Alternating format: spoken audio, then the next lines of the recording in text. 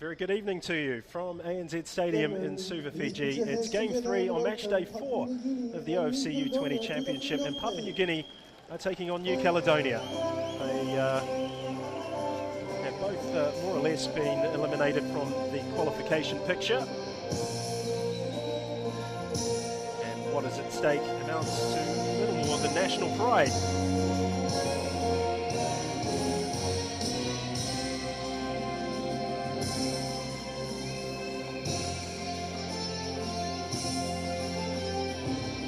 Two teams, of course, have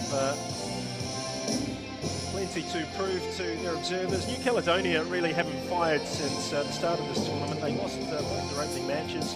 They turned that around with a spectacular 3-1 win over the Solomon Islands in their last outing. Well, Papua New Guinea began with a 2-0 upset win of their own over the Solomons, but it all fell apart with a 1-1 draw against the Minnows, American Samoa. Things came to a head when they were beaten, well beaten, it must be said, by Fiji. Let's pause for the national anthems.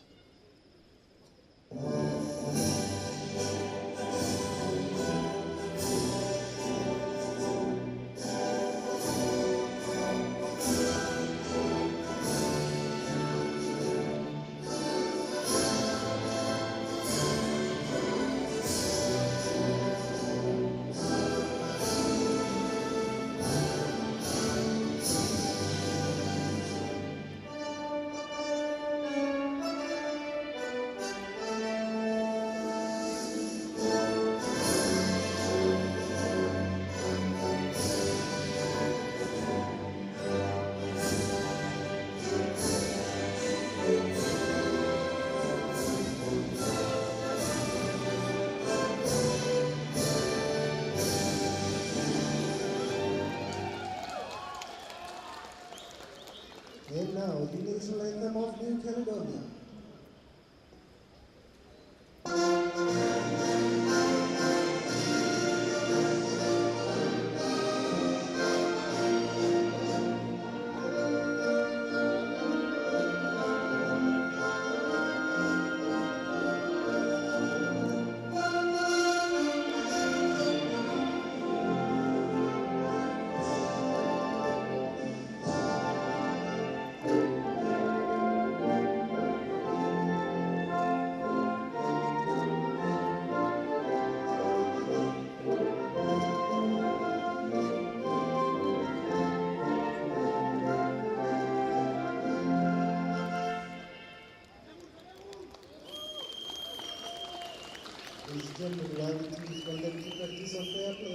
So pre-match formalities underway, the handshake between the two teams and the match officials. And the match official for tonight's match is Robinson Banga of Vanuatu.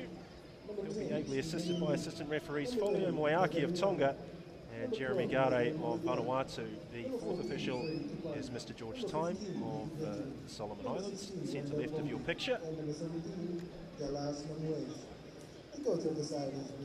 And upcoming matches, it's all to play for match day 5. New Caledonia kicking off against American Samoa at 2:30. Papua New Guinea taking on Vanuatu at 5. Well, it says 5 o'clock. That, of course, could change. Fiji against the Solomon Islands scheduled for 7:30, and that's also subject to change following the 2-2 draw between these two countries in the match just previously. As you can look at the table, the reason why is clear. Fiji top with 10 points, Vanuatu second with 8. Vanuatu need to win on the final day, and Fiji, well, a victory for them will send them through to the FIFA Under-20 World Cup in New Zealand 2015. Papua New Guinea lining up tonight in a 4-2-3-1 formation. It's another juggle by coach Winton Rufer.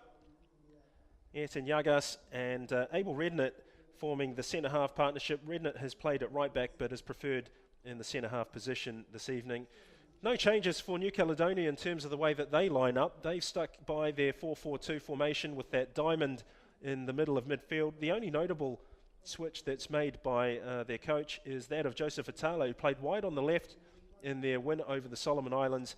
He's going to play just in behind Valentin Yekene and Marian Waru, who will share twin striking duties for the French-speaking territory.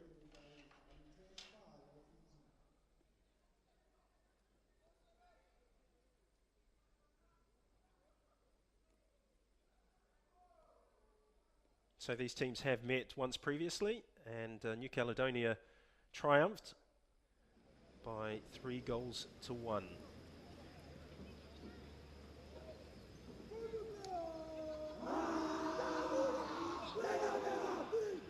To apologise, they played last season in the OFC U-20s, and New Caledonia won 9-3. You can see there that there's certainly no shortage of motivation. Gibson Jimmy, who has come in after that injury for Wangi Conneal in the opening, or the second game against American Samoa, when he came out and collided with Ryan Punga. Conneal's knee injury, he had dislocated his knee, and it's a recurrence of that injury. So New Caledonia against Papua New Guinea. What can these teams produce in the way of entertainment? An opportunity to play with some freedom, flair and self-expression.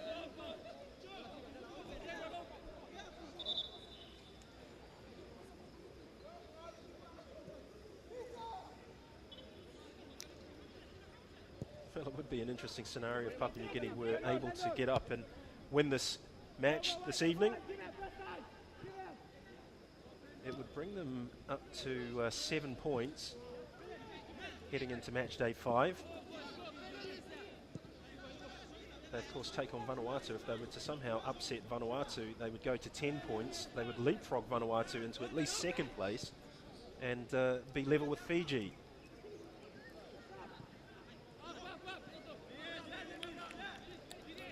But the goal difference is such that any type of scenario would require them to win both games by, well, margins of 4 goals each, and then hope that the Solomon Islands would beat Fiji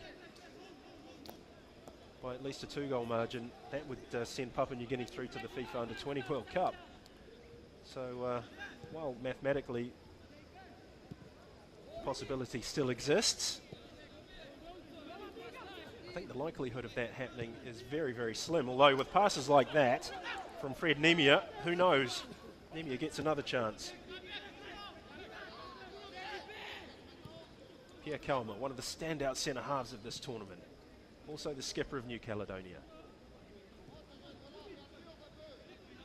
Just happy to bounce it in and out of midfield. Papua New Guinea's shape is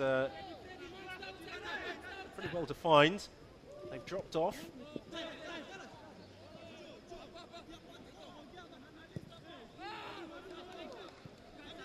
Dallas Namawesh sending a long ball forward for Nicky Benjamin. Nemia, the left back. Well, that's a foul by Nemia. Might have been worth a card, to be honest. First look at that.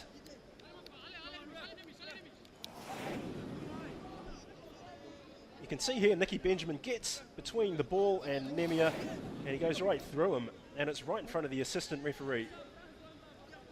Stephen Innie is going to take the free kick. Joran Weimer's back in the side after Thomas Schmidt deputised for him in the last game. Here's Innia's cross. Innia gets a second bite of the cherry, taking on Nemia. It's a sloppy cross, allowing Papua New Guinea to apply pressure on New Caledonia. Fred Nemia. Doris Lally. Eugene Sekilia. Now it's Sekilia, this is Kalma.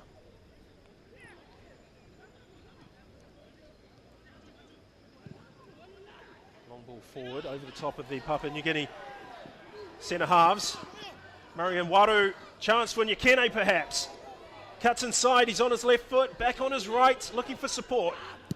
Long range shot from, I think that was a long range shot, at least from Joseph Atale. He was on the score sheet against the Solomon Islands. He was nearly on the score sheet there for New Caledonia against Papua New Guinea. Nigel Malangian in midfield for Papua New Guinea alongside the skipper Derek Comalong. They're going to have a lot of work to do today in front of their own back four. Ethan Yagas with the tackle. Clearance by Randall Bongai. Doesn't find a red shirt. Headed away by Bongai again. Waru completely miscues. And the pressure off Gibson Jimmy for the moment.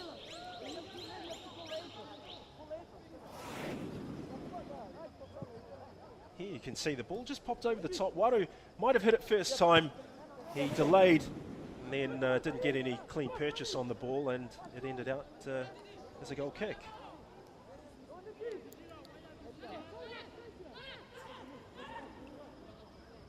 Namawesh.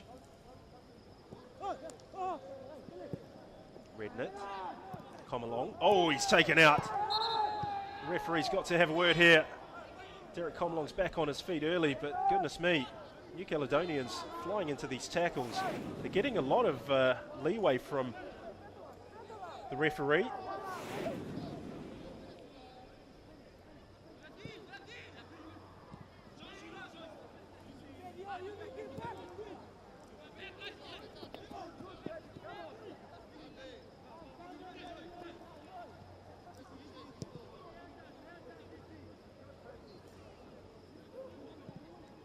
So Papua New Guinea, of course, as I described, are playing Vanuatu in their last game. And just a quick chat that I had with competition officials about what Matchday 5 will resemble in terms of venues, matches and kickoff times. I was informed that at this stage the teams from Vanuatu, Fiji, Solomon Islands and Papua New Guinea will have a meeting tomorrow before midday, and criteria will be presented to them.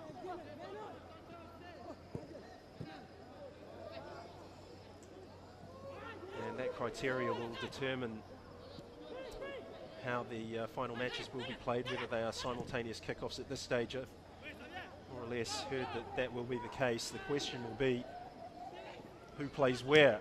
Will Fiji play at ANZ Stadium against the Solomons, or will it be Papua New Guinea and Vanuatu? And if that's the case, we'll return to that as Nyakeni has a shot. This is a tap-in for Waru. New Caledonia take the lead after 7 minutes. Marian Waru. He won't score an easier, more straightforward goal than this. Nyakeni sprung the centre halves. Gibson Jimmy saved, but could only put it into the path of Waru. And he didn't need a second invitation. He just stuck it in the back of the net.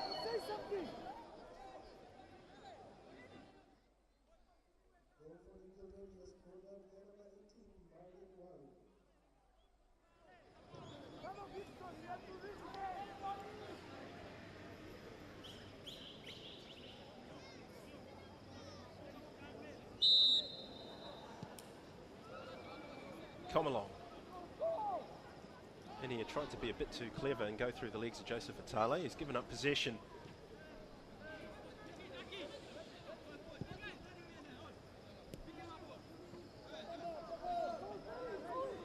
Nemia in an advanced position high on the left-hand side. Cuts inside. Pierre Kauma.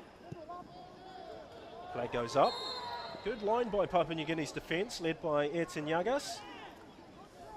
It's always a bit of a risk, of course, when you do try to play a high line. Strikers' eyes tend to light up, as Valentin Nyakene's did there. Felt that he could steal a yard or two in the defence, and was a yard too far, and that's why the offside flag was presented. This is Yagas. Well, that was a difficult ball to play. He could have played the centre half to his right. Abel Redknit.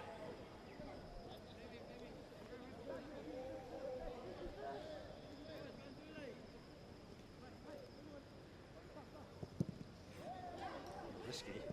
He's got away with it.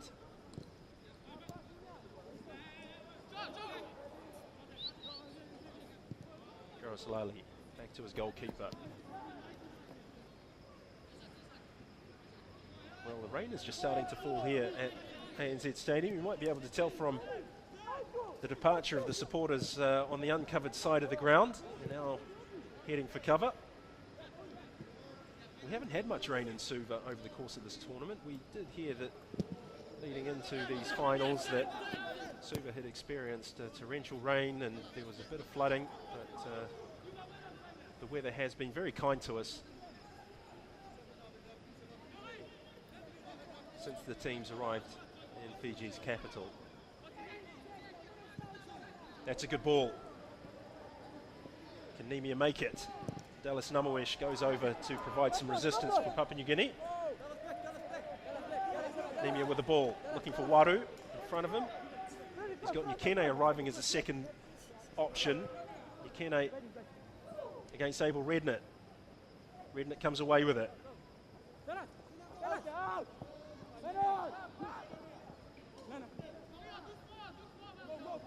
Namawesh. You can see there just the coaching staff of Papua New Guinea trying to get their players pushed on so they're not playing so deep in their own half.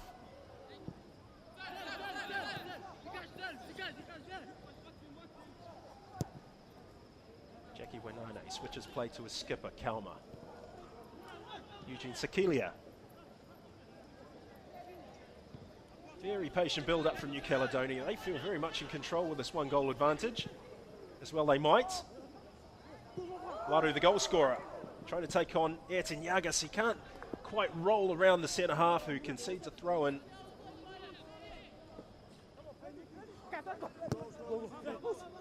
Nemia. Nemia again. Namawesh tried to play the ball away. It's resulted in a free kick for New Caledonia. This is in really good territory for them.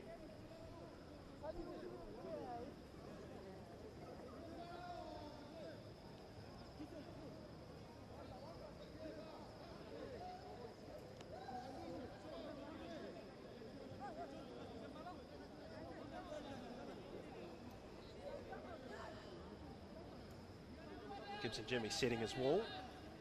It's only going to have 2 players in it, so Joris Lally is going to look to clip this ball in with a bit of in-swing to it, in and around the penalty spot. He's got multiple targets, at least 5. Pierre Kalma's one of them. Kalma's saying he's been elbowed. High five for his fellow skipper, Derek Comalong. So Joris Lally with a free kick, clipped in, it's along the ground, away by Ayrton Yagas, it's broken clear, and the offside flag goes up. Relief for Gibson Jimmy. He's not the tallest of goalkeepers, Gibson Jimmy. Papua New Guinea giving the ball away again in their own third. It's broken kindly for them. They can launch a counter-attack. Comalong. He looks a real good player, Derek Comalong. He's not what you would describe as perhaps your typical Pacific Island midfielder. They do tend to be more rangy, creative, highly skilled individuals. Not to say that Derek Comalong, of course, isn't any of those things. He's more of a stopper playing in front of the back four. He's got a good amount of height on him. Plays a very accurate pass and can spot those channels to block, which is a big part of that role. Waima comes off his line, gets involved in the excitement, gets the ball moving again. Didier Samane. Jackie Wenane. Wenane sizes up his options, there's nothing on, he goes long. That's a good switch of play. Eugene Sakilia. He's won it. Still going Sakilia, cuts inside. Finds help in the midfield diamond. That's been set by coach Kamali Fitia Liata. Oh, good goalkeeping from Gibson Jimmy. Had to be brave, had to be quick. Rushed off his line to protect that goal. It was a nice lofted ball forward. Joseph Atale really misjudged it, and don't forget the surface is just a little bit wet now that we've had some rain. Waru. Poor choice of pass to play by Marian Waru, the goal scorer. Takes the pressure off Papua New Guinea, and now they get an opportunity to try and build something of their own. They can't though.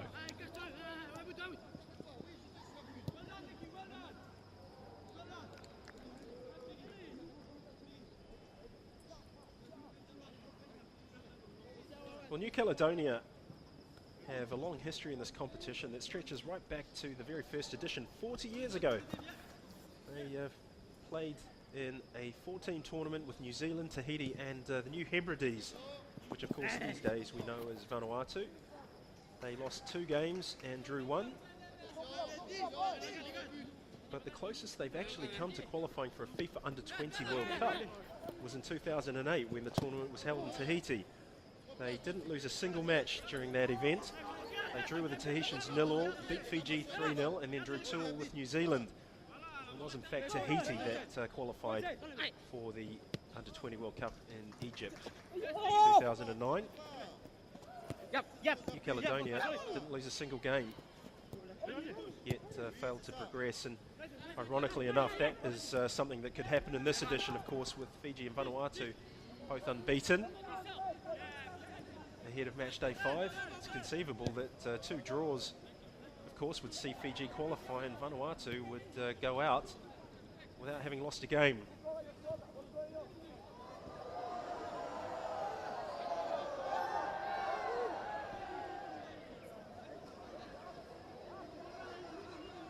That's not a weather balloon, by the way. That's a piece of black plastic that this breeze has picked up from the stand and blown across your picture.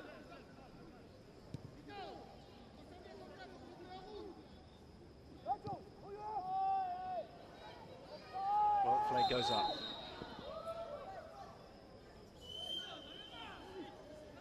We're in the 16th minute. Papua New Guinea 0, New Caledonia 1. The goal scored by Marian Waru.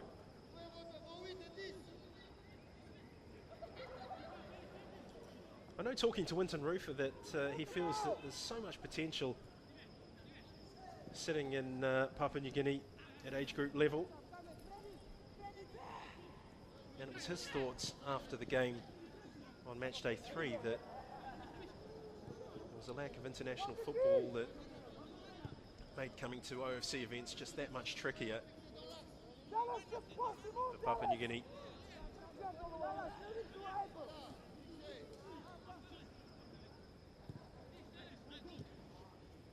Said to me that he had to make a very clear choice for the rest of the tournament as to whether or not he would go for broke and try and win the next 2 games and let the football fates make up their own minds about how high up the table Papua New Guinea would finish, or to try and blood some of the youngsters. He said that there were 3 players in the starting 11 that will still be eligible for the OFC U-20 Championship in 2016. And there's a player here eligible for Papua New Guinea's under-17 side. Nicely taken down, by the way, by Eugene Sekelia there. Joris Lally. It's all very congested with that high Papua New Guinea line. Waru chasing down, possibility of a second goal. It's a corner. New Caledonia flexing their muscles. Straight ball to a straight run seems to be paying dividends every now and then. Look at this. Waru just got his shoulder in front of the defender. Gave him a little bit of push with his momentum, and he's been rewarded with a corner. It was Abel Redknapp, by the look of things, who conceded. Tale with a corner. It's an outswinger, cleared by Redknapp. There was no communication there between the 2 Papua New Guinea players. It was effective enough as a clearance. The ball swung back in, and the flag shoots straight up. Pierre Kalmas pointing to Ayrton Yagas and asking the assistant referee, well, how about that? I thought it was onside. No such luck for the New Caledonian skipper. Comalong, this is where he's good. Gives it away though. Well read by Fred Nemia. You can see the technique that Comalong's got. Wainane plays it wide to Kalma. Sekelia. Nice little shimmy and turn back to the goalkeeper.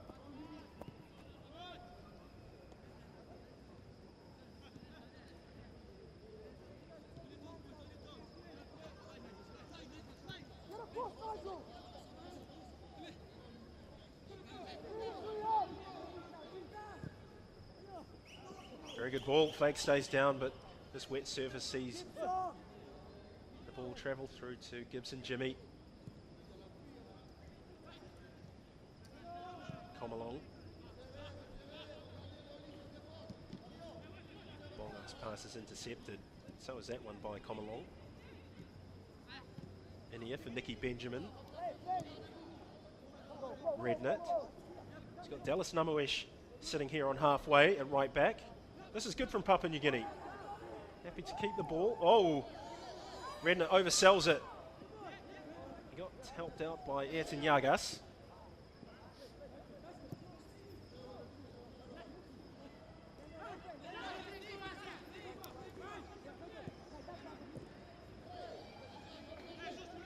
That's broken kindly from Papua New Guinea.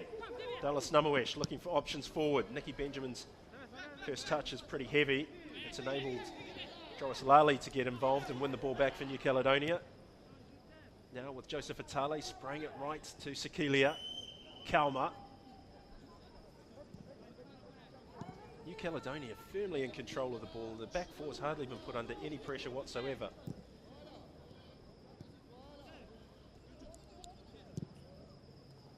That's an excellent pass from Yoli. But again, this wet surface, you're going to have to calibrate your passes a bit more carefully now that we've had a bit of rain.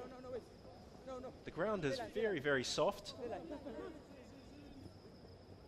The grass length is such that the ball moves very truly, but with a bit of dampness on the surface, it's always going to skid.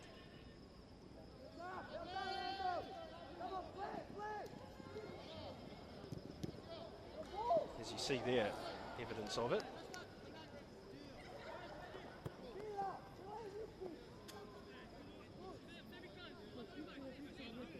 Freddie Tupani in your picture. Hoisted into the box, high by Nigel Malangian. It's a poor option.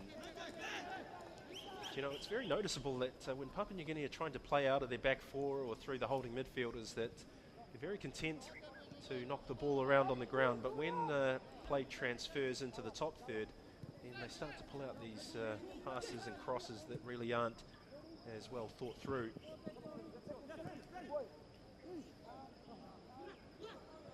Tupani. Namawesh. That's a decent ball, but the target, who was Nicky Benjamin, slipped over. So Papua New Guinea endeavouring to do the correct things. Must be commended for that. There's a long ball trying to pop over the top of Ayrton Yagas, and it did, but the finish was not of the highest order. Valentin Yekene got the better of the centre half. He kept his run going as Yagas was trying to size that up, and then Yekene just toe poked it and it ballooned high over the crossbar. Gibson Jimmy happy to see that, no doubt.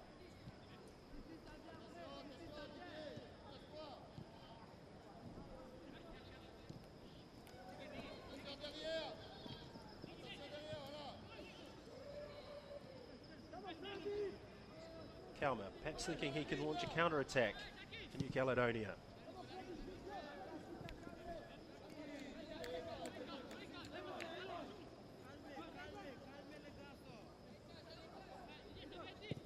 Redknit. Yagas did well to get the ball out of his feet. He was struggling there for a moment. It allowed Yekene to sniff an opportunity to win possession. Now Papua New Guinea having to do some defending. They've given the ball away in a very good position for New Caledonia. Lally. He can't lock in a grey shirt. Stephen Inia, one of the exciting young talents of Papua New Guinea football. Excellent on the football, by the way, and one of the creative strengths of this Papua New Guinea team. Redknit. Namawesh. That's a sloppy pass.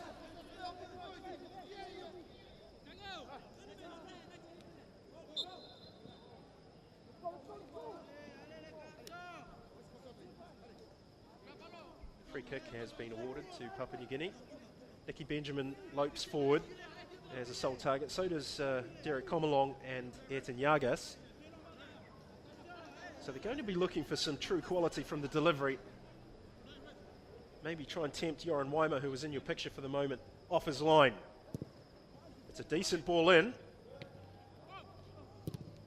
Can't break kindly enough for Papua New Guinea though. It's with Eugene Sekelia. Ukene's come deep to receive possession. He's got options ahead. One of them is Joseph Atale. Can't capitalise on the opportunity to punish Papua New Guinea. Komalong. Thoughtful option, but the touch was heavy.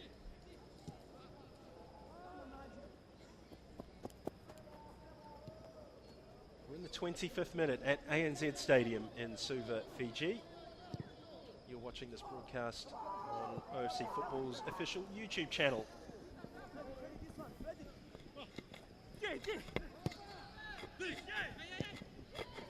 Clipped in, dealt with, but not convincingly. The flag has gone up.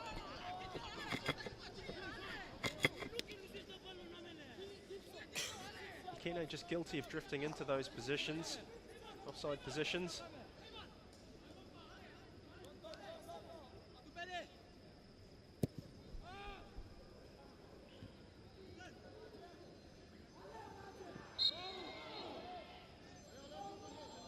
Well, Papua New Guinea really putting themselves in trouble, I think. They're getting into good, decent positions with the ball, but they're just giving it away, as New Caledonia did there. Counter-attack. Well, it's another wrong option taken, but it's broken kindly and hit the hand of Didier Simane, so another free kick for Papua New Guinea.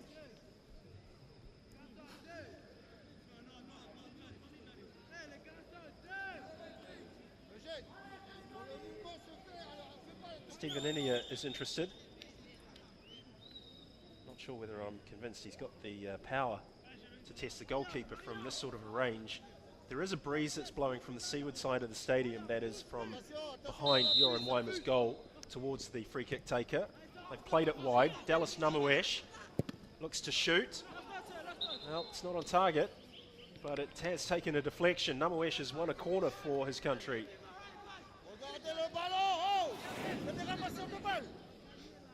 Here's another look at it. Nice little variation.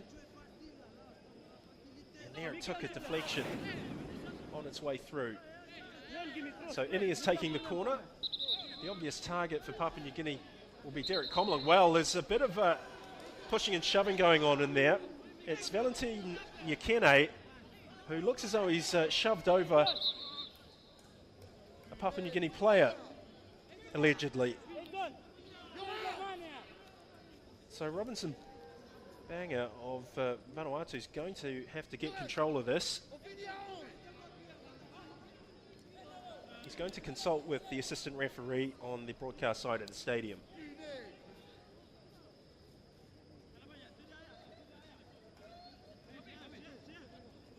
Now he's got his intelligence from his colleague and he's going to his pocket, I think. Or is it just going to be a talking to? No, it's going to be a talking to. Ayrton Yagas, Papua New Guinea defender, is on the receiving end. There's a handshake and it looks as though play will continue with no card manufactured. Jackie Winane was the player identified by the officials. That's a good ball in, very good header, interesting header. Doesn't hit the target. You can see here the delivery was perfect.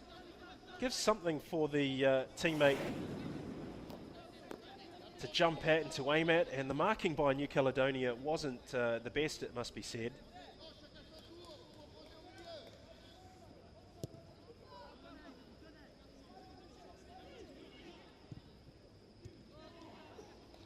Both teams guilty of squandering possession. Well played by Komalong.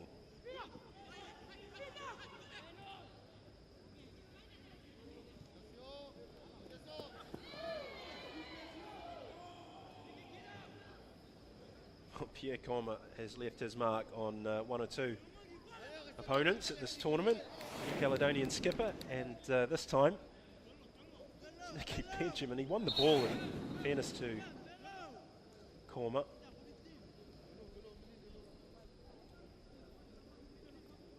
But it's a very robust challenge. That's Kamali Fetia Liata, the coach of New Caledonia.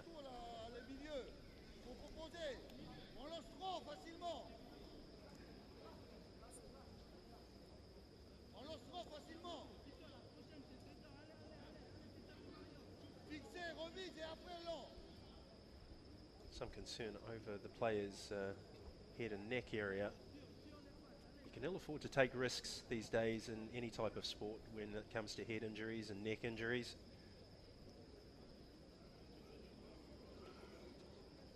We certainly hope that the player's okay.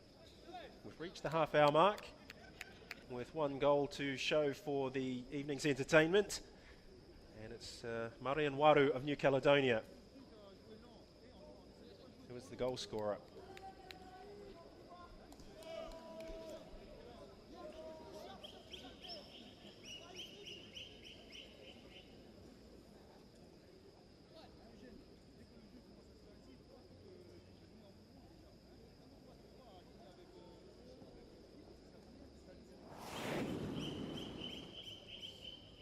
Here's another look at the goal. Good save from Gibson Jimmy. Didn't really know too much about it. The power was considerable from Ukene's first shot, and then Marian Waru just tapped it into an empty net.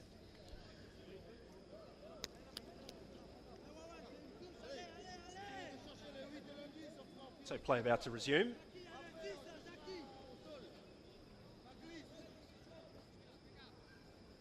Throw and taken. It's with Stephen Inia.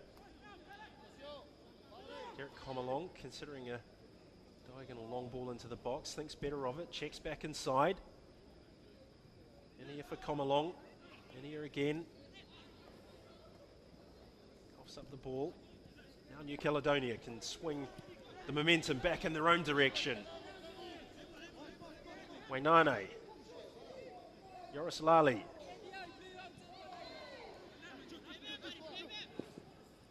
Nice little turn. He's managed to keep the ball in. And he's won a throw. Very good play by Joseph Atale. He's been one of the standout figures in this New Caledonian team.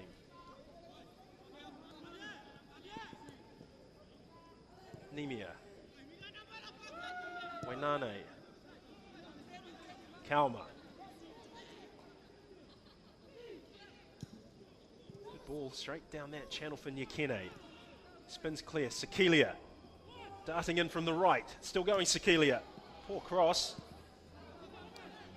Nyakene, not sure what he was trying to achieve with that shot, if it was indeed a shot.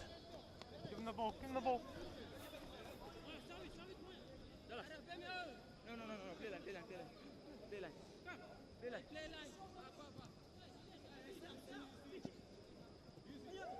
This is good. Didier Samane. Cut back is intercepted by Nigel Malangi, and he almost got punished for going across the face of his own goal by Valentin Nyakene. Perhaps deserved a bit of luck.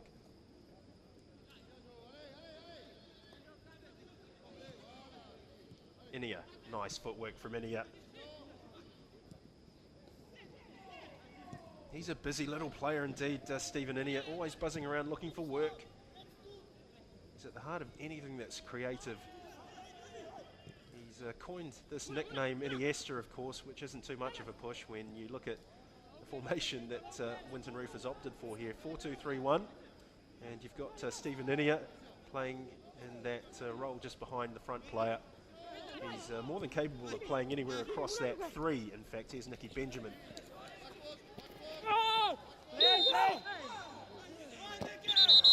Well, that's an angry reaction from Nicky Benjamin against Fred Nemia. He took matters into his own hands. He felt that the referee was far too lenient with the initial challenge. That's not to justify this response. Look, there's the foul there, no whistle, and he gets up and he targets Fred Nemia and the ball. He won the ball, in fact, But it's the manner in which he did it that displeases the match officials.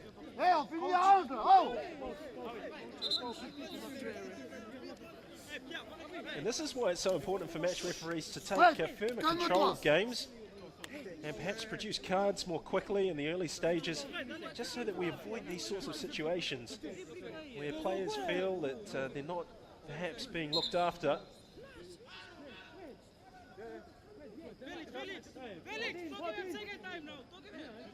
Fred Nemia's having to take some counselling from Jackie Wanane.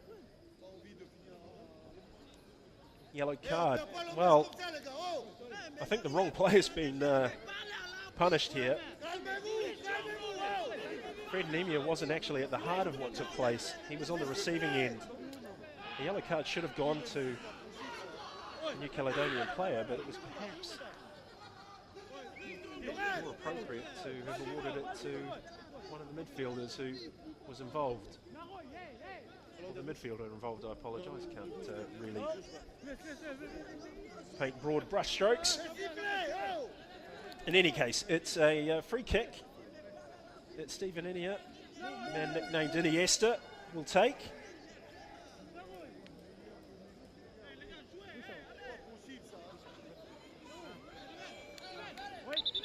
I must say I'm impressed with the behaviour of the two skippers, Pierre Kalma and Derek Comalong. They both got in there early to try and calm down their own players. They deserve some credit for that. As we prepare for this Inia free kick. What can he mastermind here? It's a decent ball in. Weimer's come for it and missed. Chance from PNG.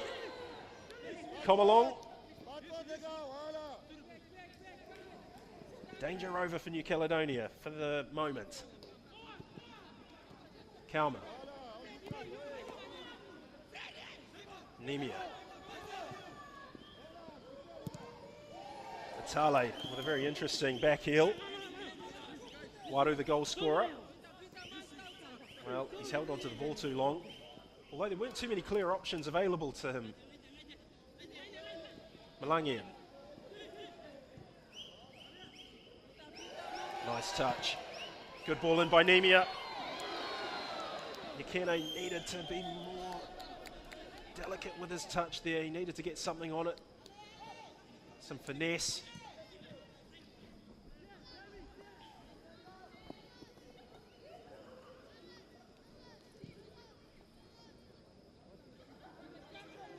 Nikene with a chance to make amends perhaps.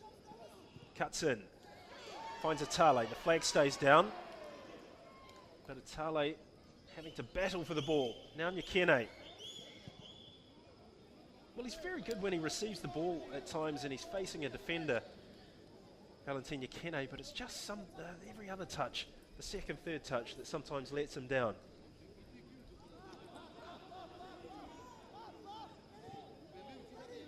Lali. That's a tough ball to try and play to Eugene Sekelia.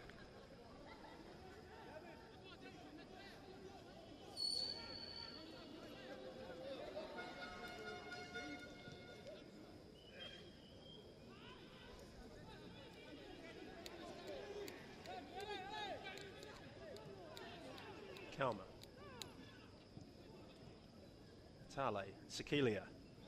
No way through. There's plenty of space out here on the left, and New Caledonia just wanted to try and explore the heavy traffic that Papua New Guinea had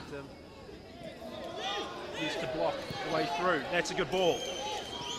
New Caledonia looking to get a second before half-time perhaps. Nikene arriving. It's cleared just in time by Randall Bongai.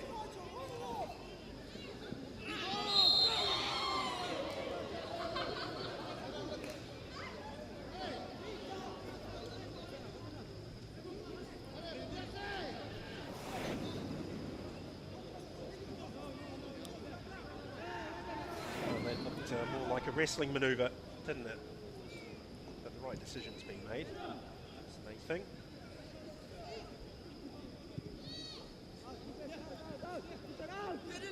I think Winton Rufer won't be too upset with the way that his team's played in this first half. They might be trailing by a goal to nil. But it looks as though they've tried their best to implement a structure and a game plan, and they've gone about it with a degree of discipline. There was that one flare-up. And saw Nicky Benjamin get yellow carded. But apart from that, it's been pretty solid stuff. And I know that talking to the OFC technical study group, they've been really happy with the standard of play at this tournament. Guinea. Picks up the ball again, Stephen Inia. Searches for options. Spots one on his right. That's a good ball. Tupani with a cushioned header to Namawesh. Now Malangian. Good from Papua New Guinea. Rednet for Yagas. Komalong. Not a good touch by the skipper. Waru. Well, it was neither a shot nor a through ball in the end from Marian Waru. He has to show more conviction when he's on the ball. Make a decision, be firm and know what it is you want to do with it in the end. It looked like a hybrid of both. The result was the attack was ineffective.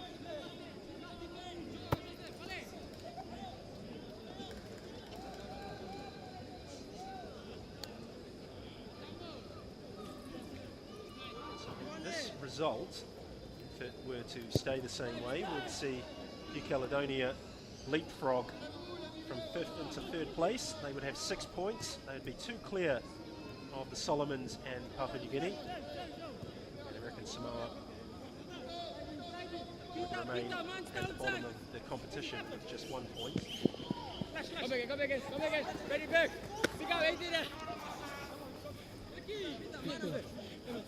Press.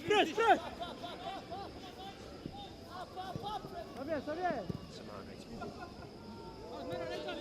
Can't find the target. Pino goes hunting. Cuts it back. Chance! 2-0. Joseph Itale with a superb left foot finish. Gibson Jimmy couldn't do anything. 41 minutes in. And New Caledonia have doubled their lead. Look at this. Ayrton Yagas got caught out on the ball. This is a good cutback. Gibson Jimmy was left exposed. He decided to come and try and block the shot. But Joseph Itale got there too quick and the placement was perfect.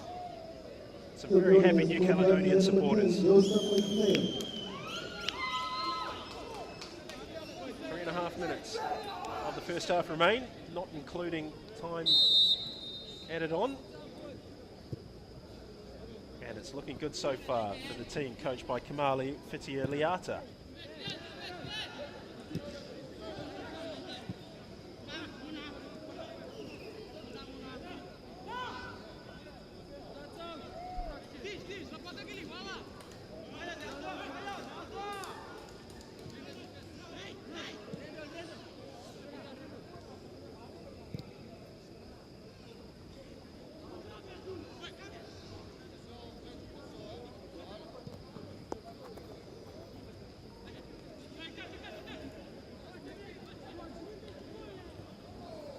Slip that benefits Papua New Guinea, but caught with a lapse of concentration. Possession just seems to be getting exchanged on a regular basis. Nice chest by Tupani. He splits wide on the right and it allows Malangian to join the attack. Itale, one of the 2 goal scorers. Now Nemia. Samane. Pass forward. Nemia's touch was poor. Malangian picks it up for PNG. Dallas Namawesh.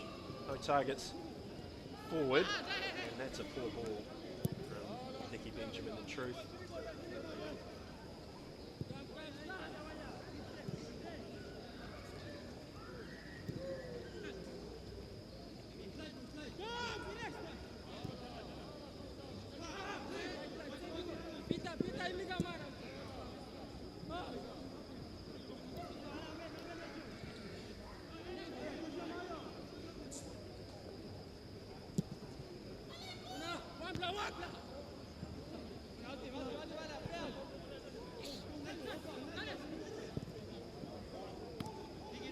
Nice take by Benjamin.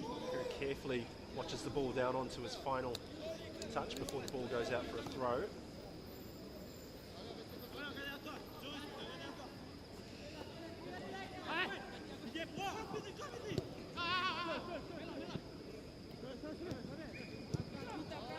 Lali, Caledonia. Kalma.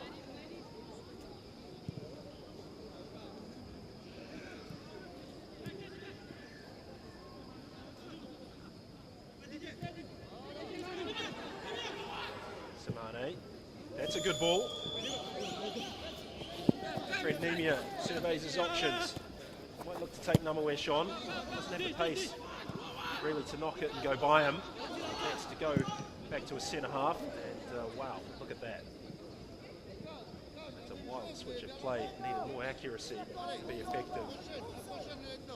Well, we're going to have 2 minutes of additional time minimum added at the end of the first half, which sounds about right to me.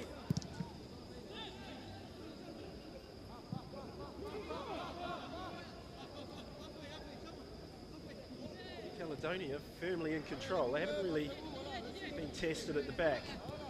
Certainly nothing inside their penalty area that will be causing too many sleepless moments or sleepless nights for their coach.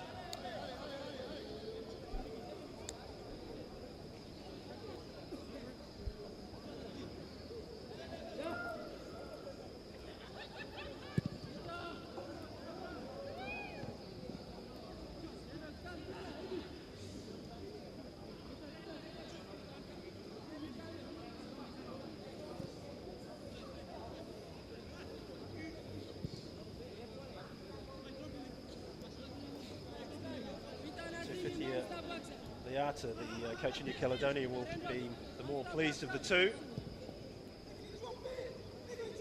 Precious 2-goal advantage to show for the opening 45 minutes.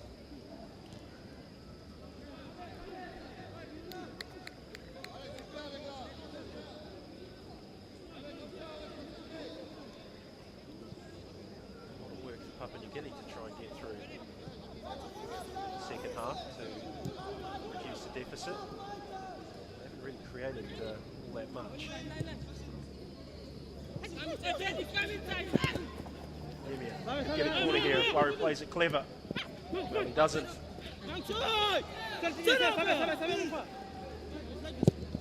Smane's cross. Well, Gibson Jimmy came for it. Didn't get it. Kene clipped him on the way through.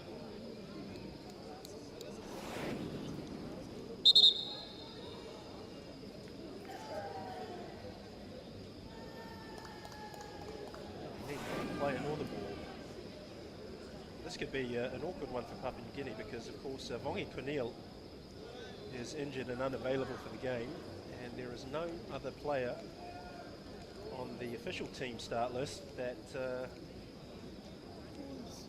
is listed as a goalkeeper, so it would require Winton Ruffin to select his outfielders. So we have another look at this. Not sure what Gibson Jimmy's done. It might be his left ankle.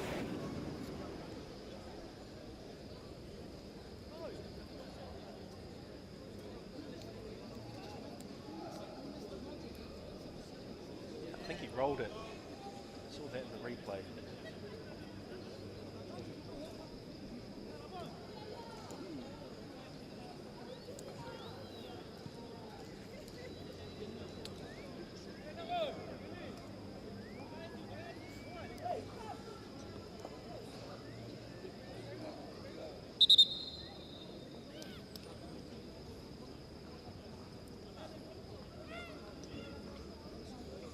Play is stopped. Some of the USP students who attend university not more than 200 or 300 metres down the road from ANZ Stadium enjoy a snack.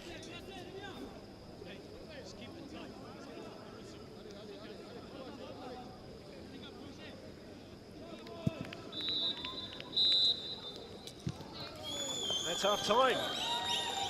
So New Caledonia lead thanks to goals by Joseph Atale and Marian Waru. Let's take a look back at the highlights of an intriguing first half. Just 6 minutes in, and New Caledonia seized the initiative early. Ikene got this shot away. It was blocked by Gibson Jimmy, and Marian Waru had an empty net to put the ball into the back of. As you can see, the marking was pretty lax, and you're never going to miss from that distance when you get a quality ball or a shot that deflects into your path, and you can just stick it in the back of the net. 1-0 for New Caledonia. 7 minutes later, more action at Papua New Guinea's end of the pitch. Ball through for Atale, just misjudged the skiddy wet surface here. There's the bounce, takes it just slightly offline, and Gibson Jimmy, the goalkeeper, performs handily for his team. Within 60 seconds, he was called into action again. This time he did enough to take it off Waru, and it was a corner as a result. That's a very good lofted ball through. Abel Redknapp just got the wrong side of Waru, and Waru gave him a wee nudge with his shoulder, which is perfectly legal, of course, and earned a corner. 22 minutes in, another lofted ball forward, misjudged by Yagas, and then Nyakene tried to be a bit too cute. He kept his run going, that was intelligent. This bit required a little bit more conviction from the New Caledonian striker. Best chance of the half for Papua New Guinea came from a Nigel Malangian header off a Stephen Inia corner. Inia's delivery was inch perfect, and the header was reasonable, but not on target. Then 4 minutes before the break, Yagas got pickpocketed. Nyakene cut the ball back. Joseph Atale running in from the top of the midfield diamond, totally unmarked. No midfielder spotted the run. Gibson Jimmy came off his line as quickly as he could, but there was too much of a gaping target to aim at, and Atale made no mistake. That's a really good goal, and 2-0 for New Caledonia.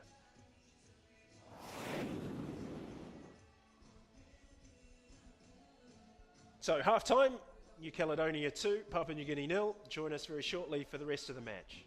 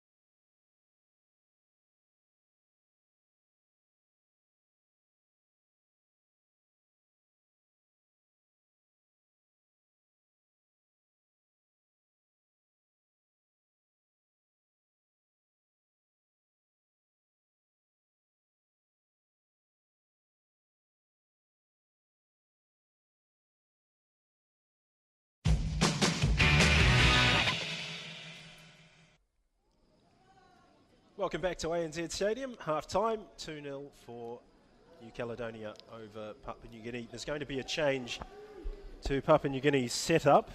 Looks like they're going to make just one change. And we await to see exactly what that will be. Might even be two, now that I've said that. Papalua Wele and Frederick Simongi. So this is aggressive stuff from coach Winton Rufer.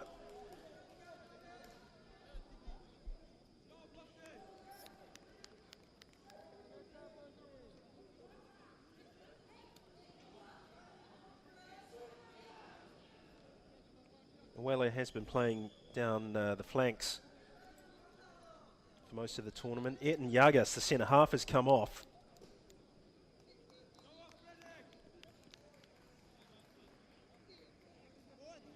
And Derek Comalong has dropped back into defence. So Papua New Guinea are going to go and chase this game. That's good to see.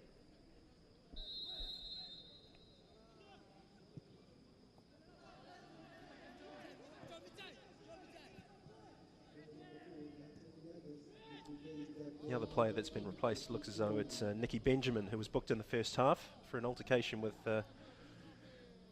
Fred Nemia. Let's just see if this can awaken Papua New Guinea from their slumber. They've really struggled in the top third. Everything else has been reasonably okay.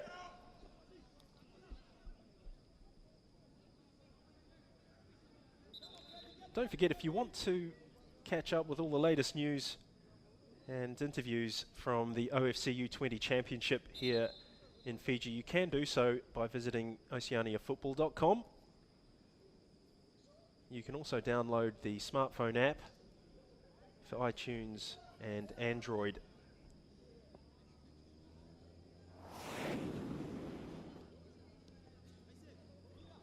Oh, and that's a nasty one, the left knee.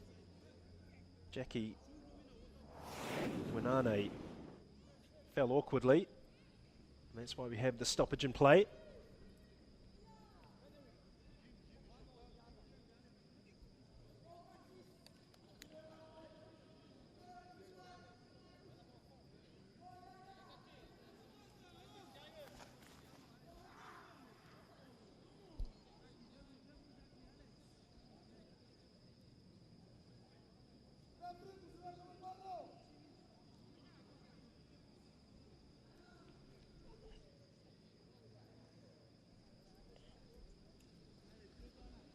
Well, he looks okay to continue, and that, no, he's gone off. He's walking, but with a limp. He's going to get some on-the-hop medical attention.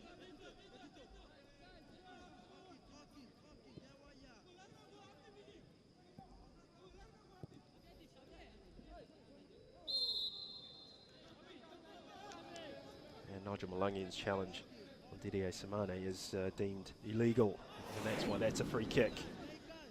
Another look at this. First touch was pretty decent from Samani, and Malangian knew he was beaten and then made sure that Samani didn't speed away from him and brought him down.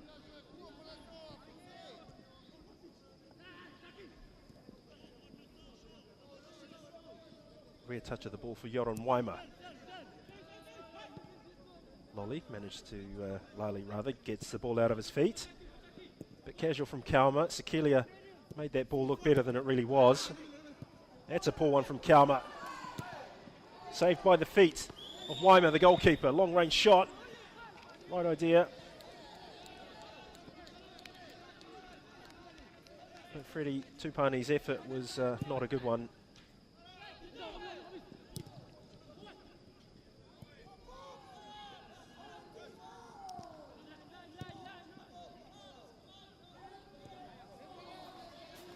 Kalma, long ball. Looking to go over the top of Abel Redknapp.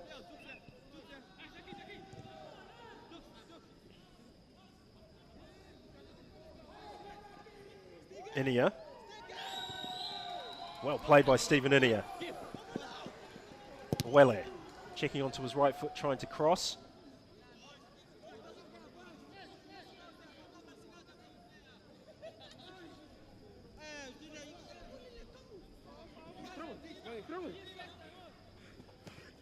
Nice turn. That's a very, very good turn by Dabanyaba, who's had a quiet game. Corner for Papua New Guinea. So this double switch-up has had a good effect on Papua New Guinea. There's a spring in their step. They've got a little bit more bite up front. And as we saw from Dabanyaba, he looks a lot more interested now that he's got some targets, some moving targets to hit. What can they make from the corner? Good delivery could put Waima under pressure. Oh, he has to slap it away. They really needed somebody to be attacking that ball, Papua New Guinea. They hit it, the corner, and then stayed rather still. It was a mission that was only half executed.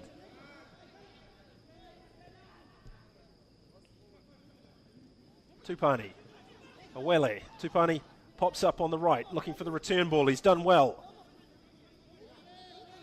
One target in the box, but there's a couple of defenders there. Good take by Waima, under pressure.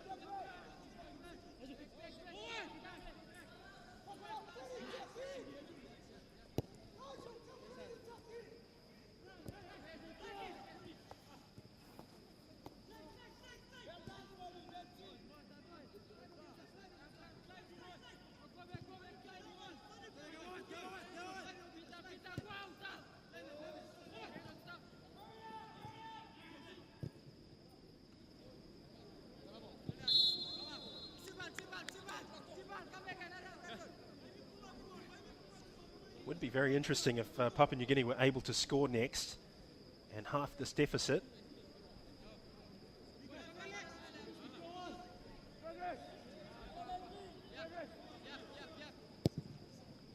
Come along. Simongi wins the header, but the direction's completely wrong. Joseph Atale. Judged to have handled it. That's a pretty clear decision for Robinson Banga, the referee from Vanuatu. I think he got a bit of verbal remonstration and has just had a quiet word to Atale to just curb his talking back.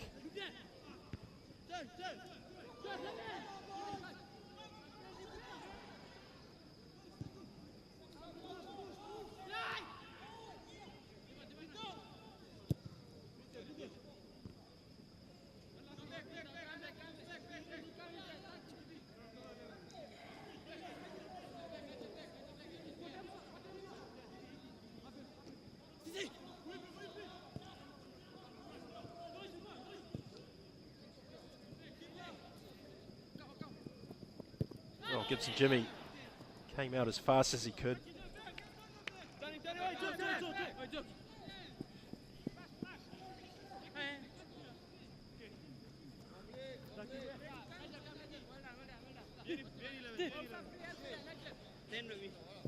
Throw and taken. In Caledonia.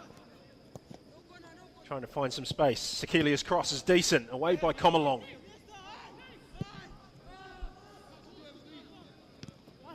Caledonia keeping the blowtorch on sensitive Papua New Guinea parts. Wetwaya trying to find a way through, and he's pushed and shoved his way towards the attention of the referee, who awards a free kick.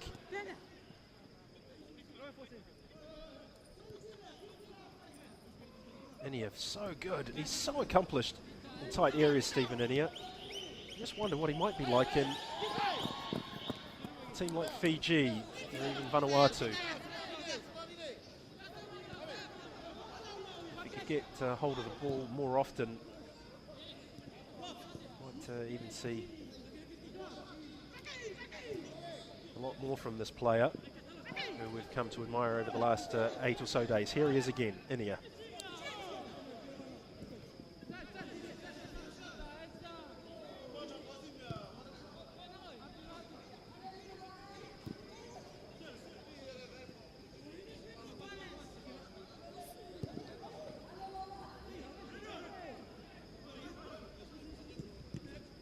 Bongai. Trying to clip it in between the two New Caledonian players, Sekelia and Wetwaya, and lock it in to Inia, but he's unable to do that. Yakene has a sighted goal, he's got some pace. Waru's unmarked at the far post. The cross. Oh, and Waru's missed it, but Nemia won't. 3-0. And the player who was perhaps very unlucky to be booked has suddenly got a smile on his face. He's rewarded for his perseverance. And New Caledonia streaking away with this match. Waru arrived just a little bit too early, but the overlapping left fullback, Fred Nemia, gets to celebrate with his teammates and takes the congratulations of his goalkeeper. It's a far more forlorn-looking goalkeeper at the other end of the park, though.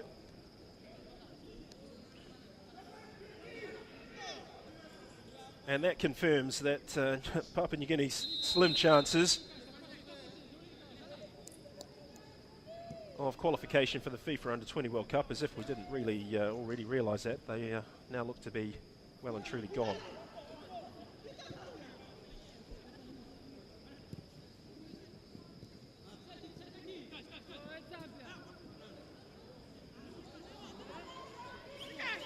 I thought there might be 1 or 2 goals on the offing here for New Caledonia in the second half, and Wetwaya is looking to explore that possibility here. He's got a free kick. Papua New Guinea just need to be careful that they don't sink without trace. Well, that's actually gone the other way.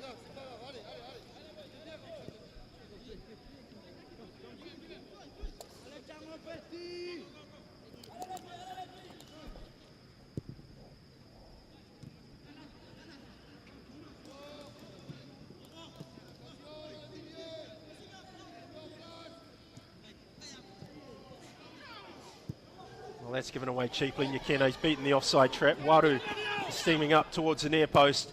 Atale is heading for the top of the box. A shot, oh, great save by Gibson Jimmy. That was a superb piece of goalkeeping.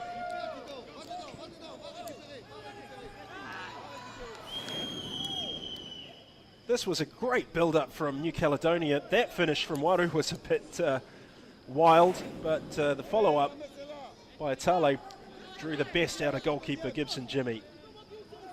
That was a superb save. Here's the corner, into the far post. And there was a pair of hands on the back by the skipper, Pierre Kalma. That's why that's been turned into a Papua New Guinea free kick, yes. 57th minute, Papua New Guinea 0, New Caledonia 3.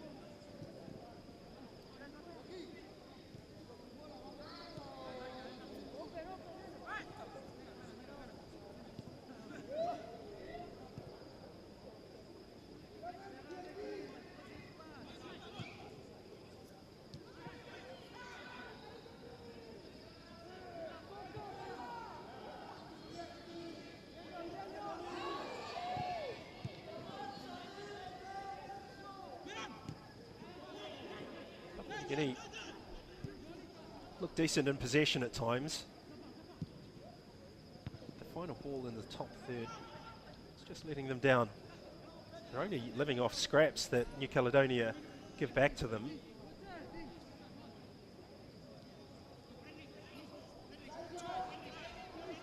Oh, and there's a chance presenting itself.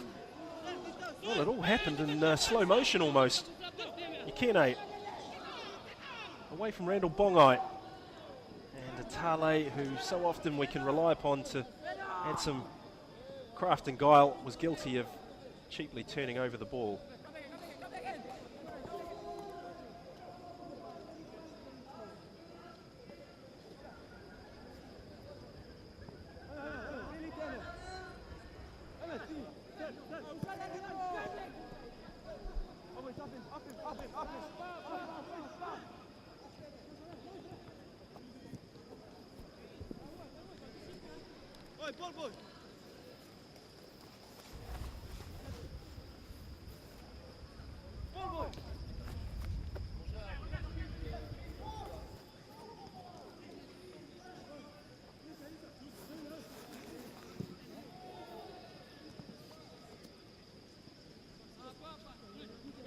So 3-0, very comfortable advantage for New Caledonia.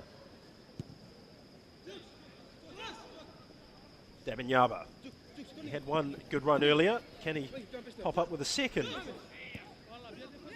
Randall Bongai joins in. Hoists it to the far post area. It's picked up by Joris Lali. Now toe poked forward. The offside flag stayed down. Jimmy Gibson not sure whether to come or stay. And in the end, Marian Waru's inability to finish has let Papua New Guinea off the hook. That really should have been 4-0. That has to go down as a bad miss.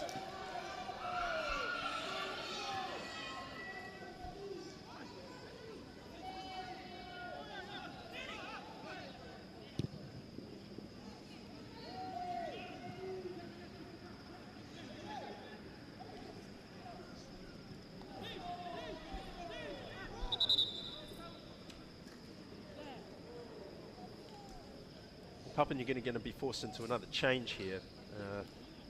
There's an injury. And it's Abel Redknapp who's down. He played the ball and then I think I noticed that there was a hamstring problem. Might be cramp.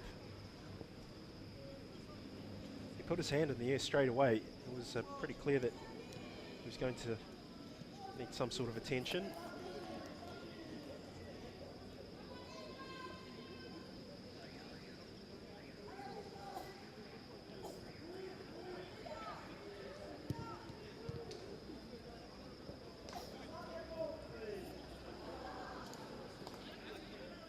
Gibson Jimmy looking towards the bench, wondering what action will have to be taken.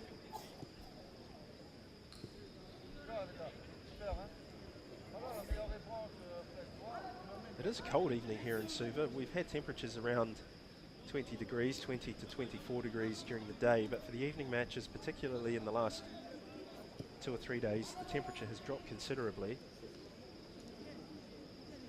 As you can see from that picture of the New Caledonian bench, a lot of the players now wearing jackets, and many of them are choosing to wear the hoods up.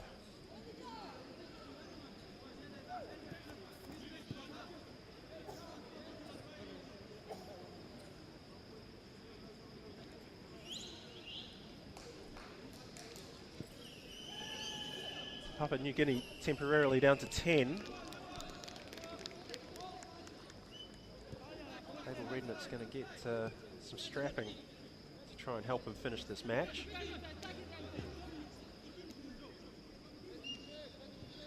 Papua New Guinea look to have gone to 5 at the back, at least for the moment. Got just one up front, which is Awele Papalu. Dabinyaba. Komalong. Dabinyaba, nice turn from him. Gives the ball straight to Joris Lali, whose first determination is to just retain it for New Caledonia. Try and starve Papua New Guinea of the oxygen provided by the ball. Lali lets it go through the legs. Has an option to switch. That's a good ball forward. Nemia showing lots of enthusiasm to get there if he can cross it. Waru should have the simplest of tap-ins, but the quality of the ball coming in wasn't the best, and Gibson Jimmy read it really, really quickly. He's been a very good replacement for Vangi Cornel. There's the ball in. Waru's eyes lit up, but so did Gibson Jimmy's.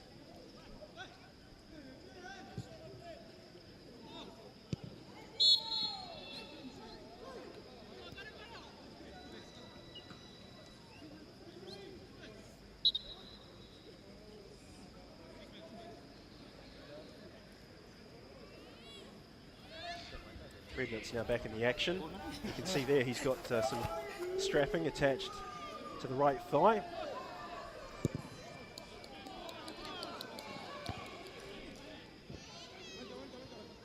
Dabinyaba.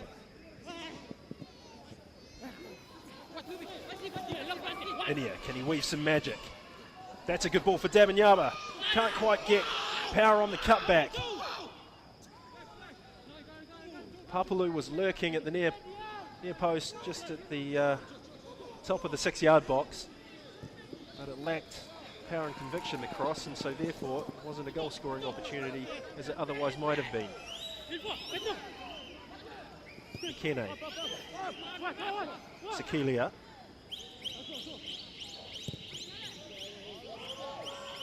Ali's ball is an interesting one for Nemia, and it's resulted in a goal kick.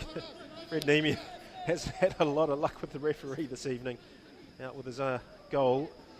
Picked up a yellow card, which I think was a case of mistaken identity, and he didn't get any favours there from the referee when Gibson Jimmy knocked him over. Shoulder to shoulder, to be fair.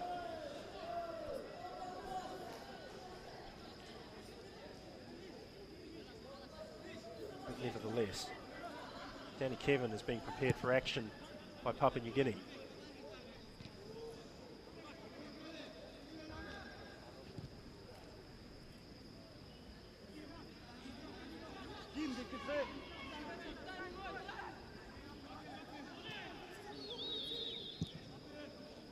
So twice these teams have met in Fiji, and it looks as though twice New Caledonia are going to win. Unless Papua New Guinea can... Oh dear, here's a chance. Can they take advantage of it? The answer to that is a square no.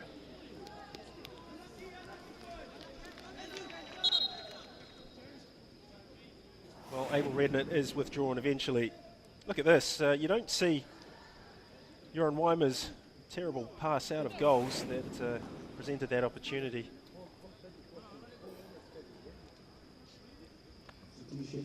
Danny Kevin thrusts into the action. 24 and a half minutes. And there's a bit of rejiggling taking place. Nigel Malangian goes into centre back, and Danny Kevin will go into midfield, which means that the two players who started out as the holding midfielders in this Papua New Guinea team are going to finish the match as centre halves.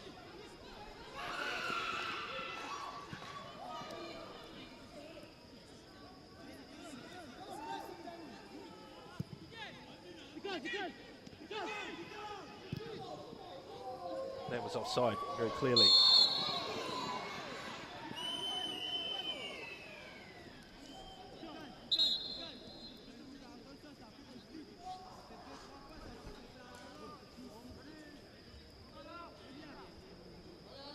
Kamali Fitialiata, the coach of New Caledonia, is going to make a change of his own. Didier Saman, who's had a relatively quiet evening, is taken out of the action. Jim Uka, who was injured in the first match of the tournament, returns. Very good player, Jim Uka. This could make the final 20 minutes or so very difficult for Papua New Guinea, you'd imagine. One of these players who loves to get on the ball and pull all the strings for his team.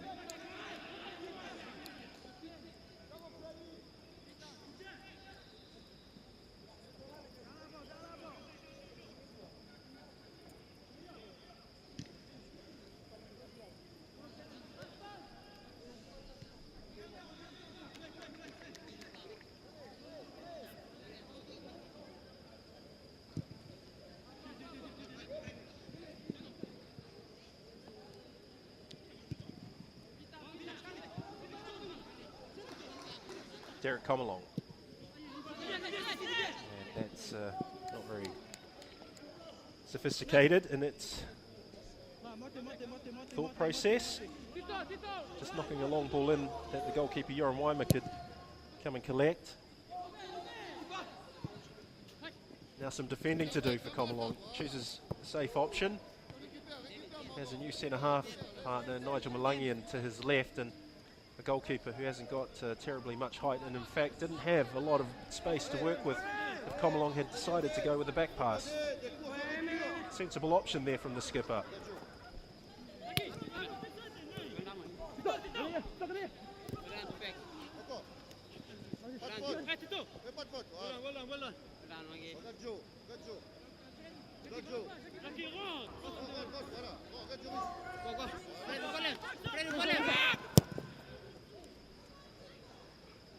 Ball banged into the box and harmless header from Jamuka. Well, the result of this one looks as though it's pretty firm. New Caledonia, not really a team known for giving up 3-goal leads.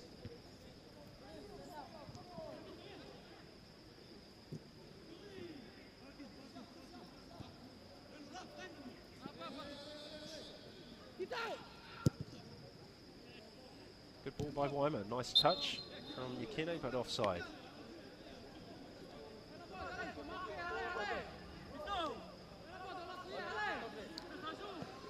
Well, Papua New Guinea really needs to try and force something if they're to get back into this game.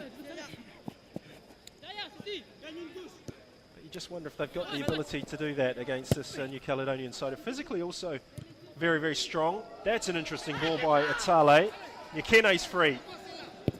Tries a shot, gives him Jimmy, that's easy. Now U-20 could well have taken that a few more yards and then tried to play the ball into Waru. It would have been a bit tricky though, having said that. Waru and U-20 were both level as they entered the box. It would have taken Waru a chance. Well, he's got a chance for a second here. And he doesn't squander it. 4-0 in the 70th minute. A second goal for Marian Waru. Didn't have to wait too much longer, did he? Two opportunities presenting themselves. Come along. Just got a bit sloppy with the defending, and Waru honed in on the prey and concluded a successful hunt when he put the ball in the back of the net. 4-0.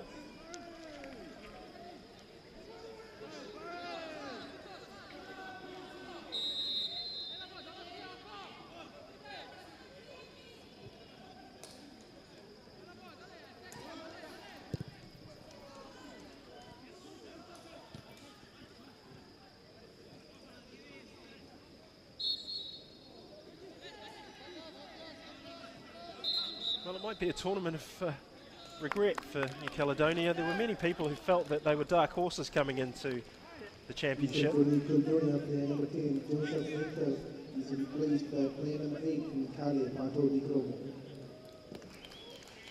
Joseph Atale's had a brilliant evening. He's been very, very consistent. And now it's the Sheffield United youth player, Michael Patadigromo, who comes on.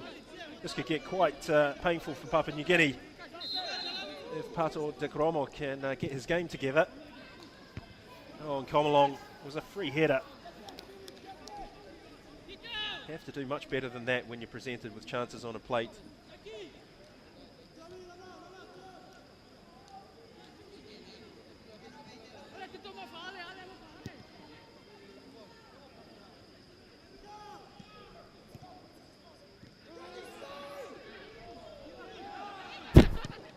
Well, Waru's made a run. Still trying to get past his man. He's done so. Patadigromo arrives. Well, the game's very, very stretched now. Some 80 yards between defences. Weimer misjudges the ball, recovers.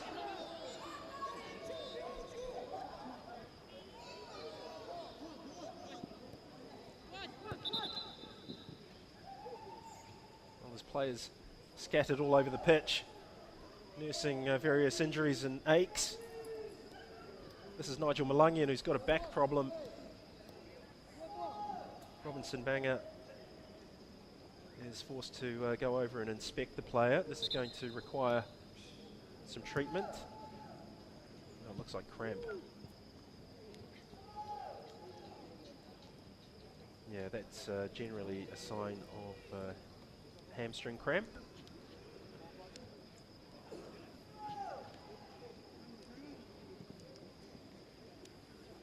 You have to respect the fact that all of the teams now have played 4 games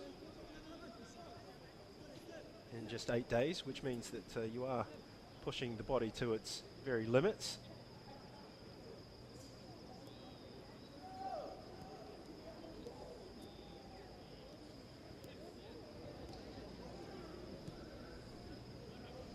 Winton Rufer on the left there, the Oceania Player of the Century.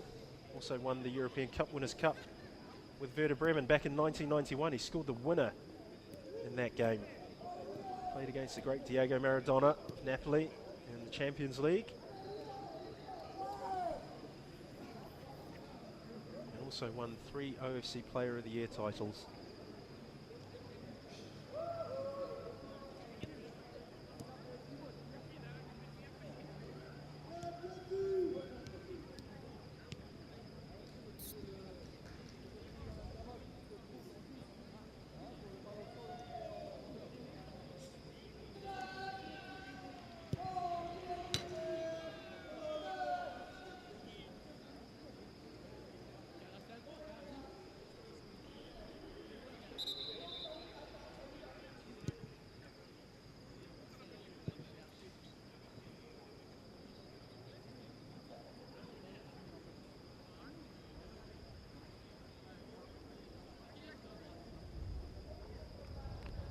Start with a drop ball.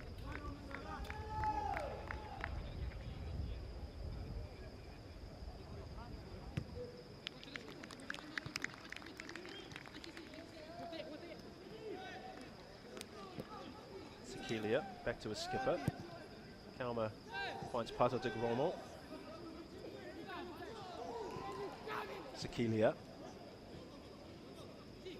Well, it looks as though Pato de Gromo is just going to lurk high in that Papua New Guinea front line, along with Nyakene and Waru, who's looking for a hat-trick, by the way.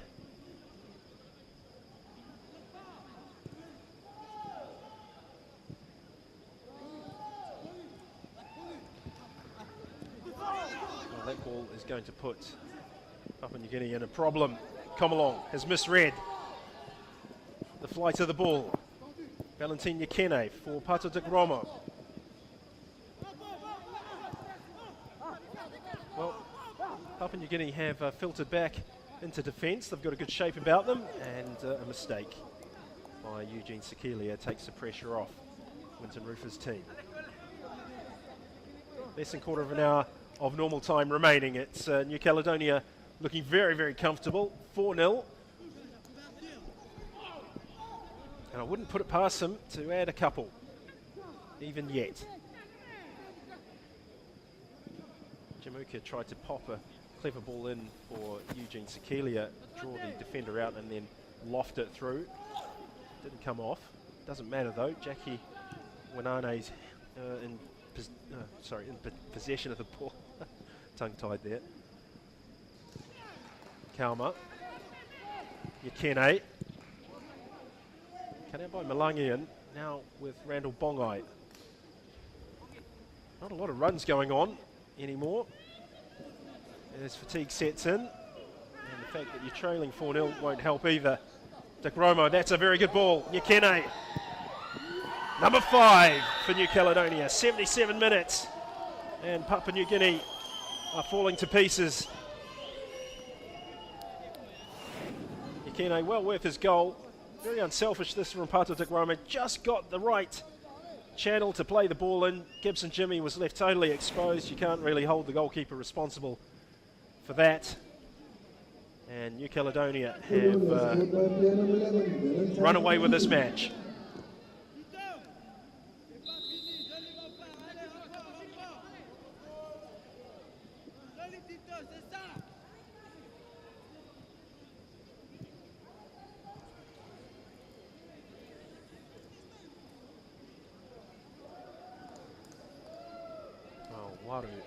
Marian Waru still looking for his hat-trick.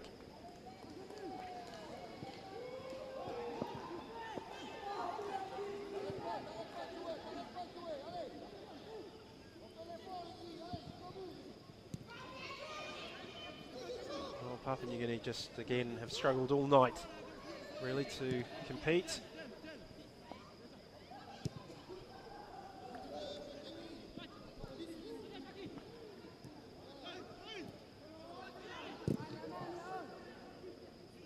Lally got away with that. He showed too much of the ball to Simongi. Took a deflection, but it's fallen kindly to New Caledonia. Flag stays down. Nemia. Well, Papua New Guinea are all over the place at the moment. They're not really sure whether they've got 4, 5 or 6 players playing at the back at times in the last couple of moments. It's just looked a little bit ragged.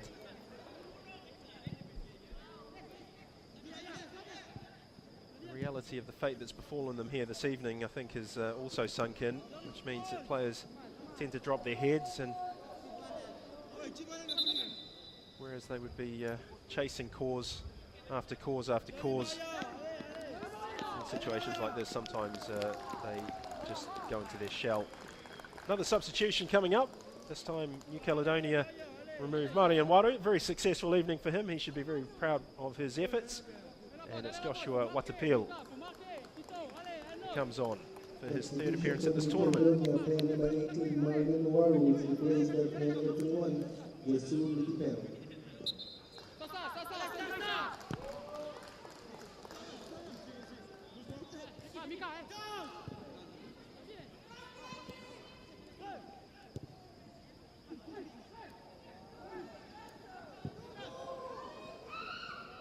Well, Gibson Jimmy has got his angles wrong.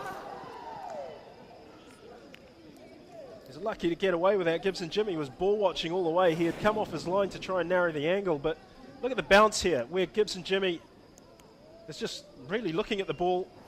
Fortunately for him, Watapil, who's only just come on, has not really read the slick surface, and the bounce and the height of the bounce, just getting off that wet patch was too much for both players in the end.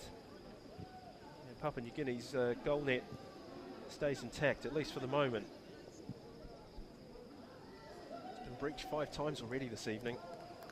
It's been as complete a performance as New Caledonia could have wished for. They'll have a few regrets, there's no doubt about that, in terms of the competition.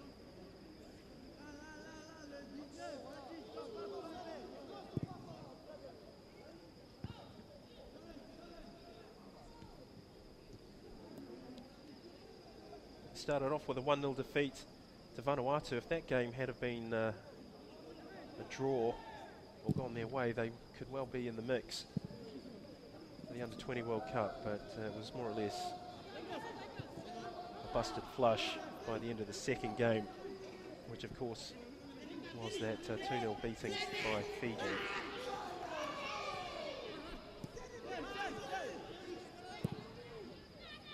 Very good ball. Played by Joris Lally. Watapil. Still going, Watapil. Gibson Jimmy gets a bit of luck. It breaks off his skipper. And he gets play moving again, rolling the ball out.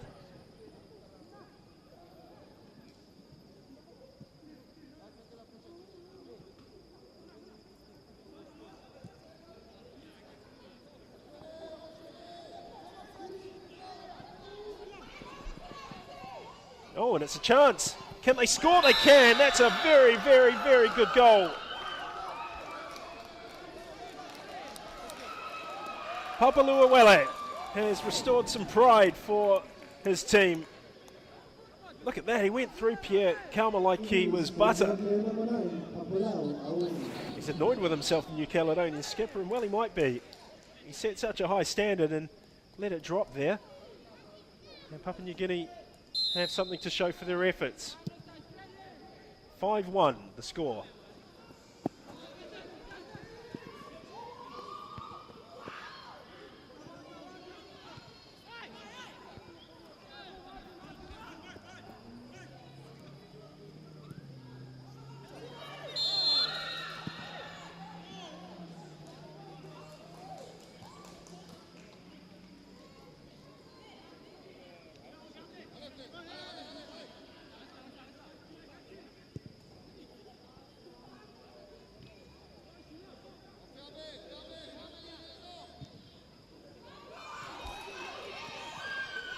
Cuts inside. Awele looking perhaps for a second goal.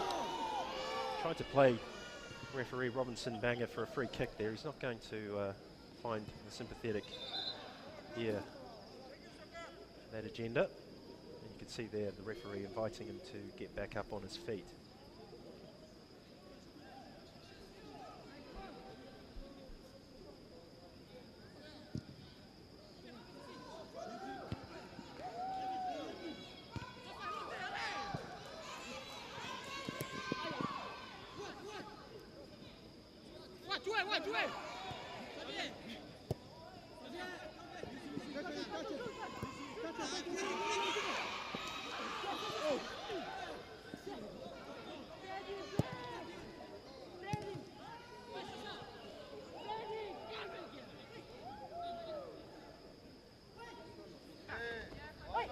Randall Bongai does well to hold on to the ball under those circumstances. He got pressed left and right by New Caledonian players.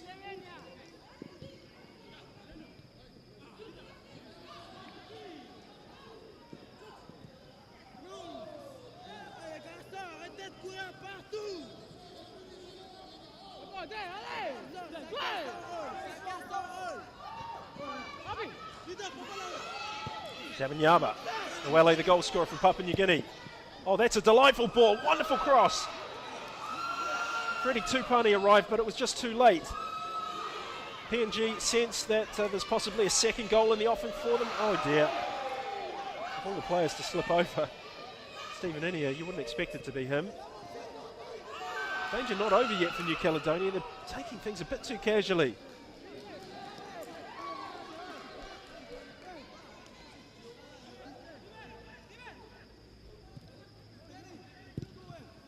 Ball worked into the box.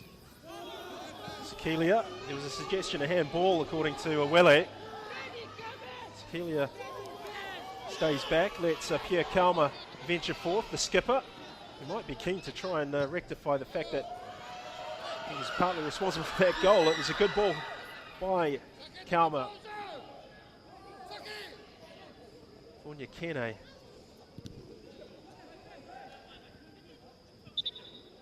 And a goal kick. So 6 goals in a reasonably entertaining game, which has more or less been a dead rubber for the most part. That was a clever ball by Kalma. Good goalkeeping really by Gibson Jimmy. He's had to play almost as a sweeper at times, such as being the gap between his defence and his penalty area.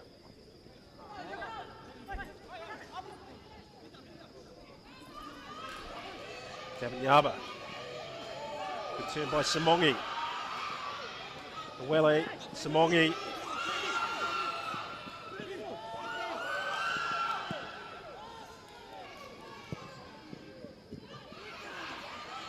Randall Bongai.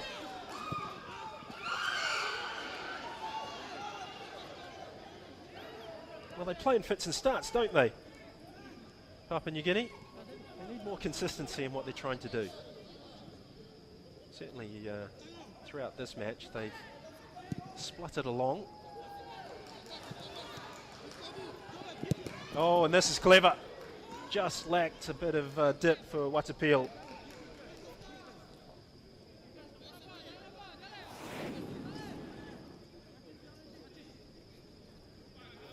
Clever ball over the top. You could see what he was trying to achieve, spotting the goalkeeper off his line. He needed just a little bit more of luck.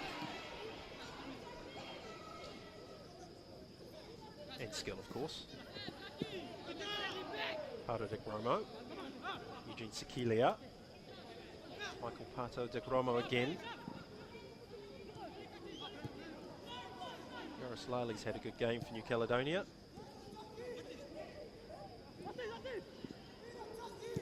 That's a good ball. This is opened. Oh dear, offside. Wouldn't mind a second look at that if possible.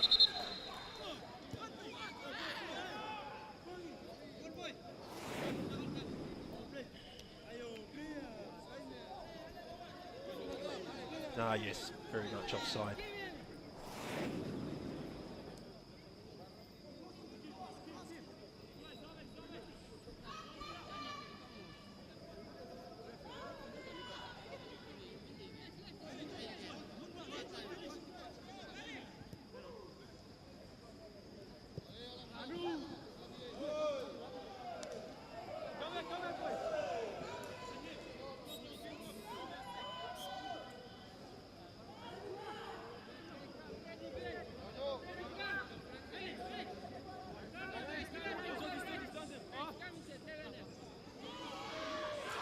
Well, he's done well to rob the ball. Not sure what he was trying to do. A bit frustrated. Didn't need to do that. He actually had the ball. His down injured.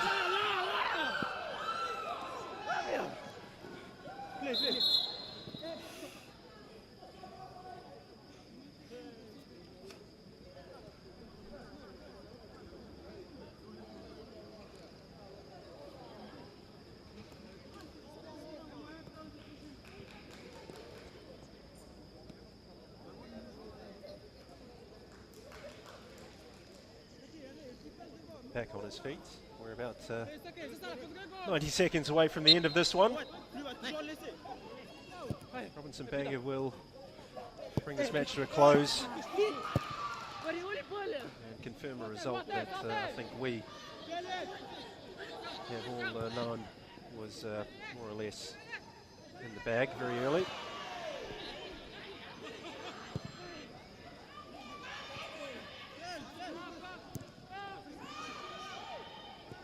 Casual by Weimer. Too casual. 4 minutes of additional time to be played.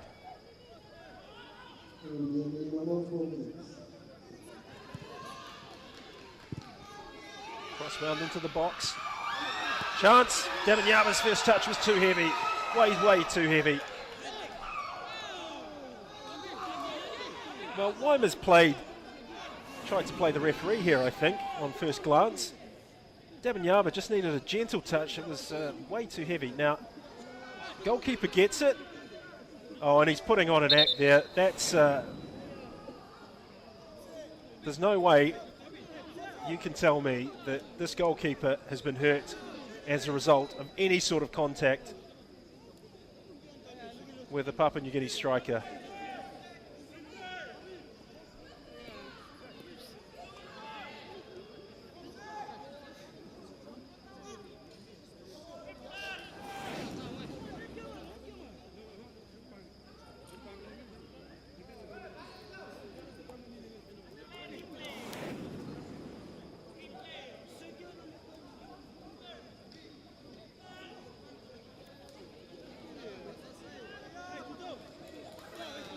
Well, you can say what you like about this. I've made it fairly clear what I think.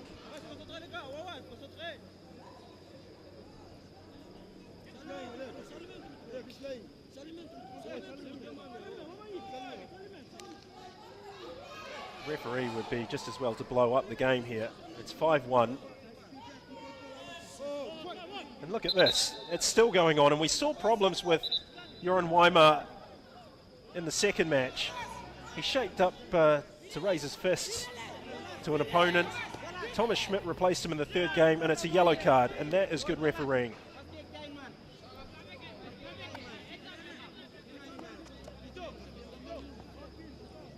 And he's still carrying on.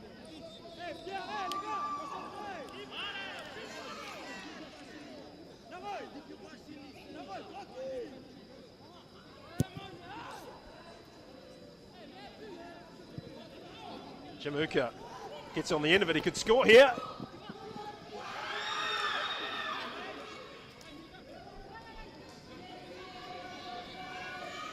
Well, perhaps a sense of justice that a goal didn't result from that goal kick. Joran Weimer very much the villain of the piece.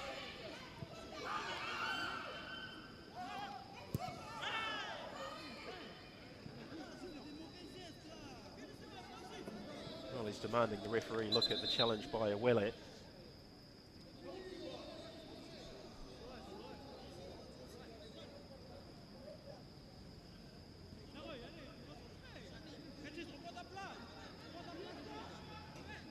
Can Papua New Guinea grab a second before the final whistle?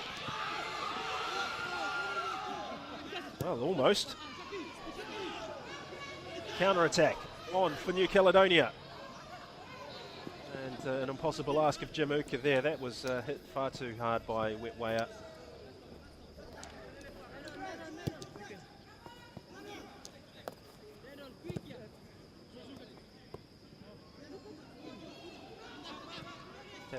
Very good ball to Inia.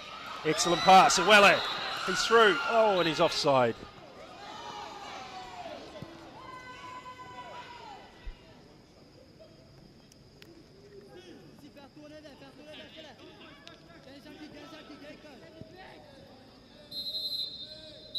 There it is, it's all over. New Caledonia have prevailed. They've climbed the table 2 spots into 3rd position. They were never in danger of losing this one, and they've scored 5 goals to Papua New Guinea's 1. They now have 6 points, 2 behind New Caledonia and 4 behind Fiji. There's no way they can qualify, of course, for the FIFA Under-20 World Cup, as we see the offside flag go up. And the highlights for you of an interesting second half. It didn't really rise to any great level. Good save by Gibson Jimmy. Yekene in tandem with his teammate, but Gibson Jimmy just came out and snaffled that ball up. 2 minutes later, another opportunity for New Caledonia. Hit the head in Yekene, just held off his marker. Waru is unmarked in the middle. And Fred Nemia, the overlapping left fullback, arrived to spare the blushes of his striking partner. 60 seconds after that, and there was more action down at the Papua New Guinea end of the pitch. This ball cut back. Waru tried to knock the leather off the ball, and then Gibson Jimmy with this wonderful save. It was hit hard and true by Joseph Atale, and Gibson Jimmy pulls off a great save. 20 minutes to go.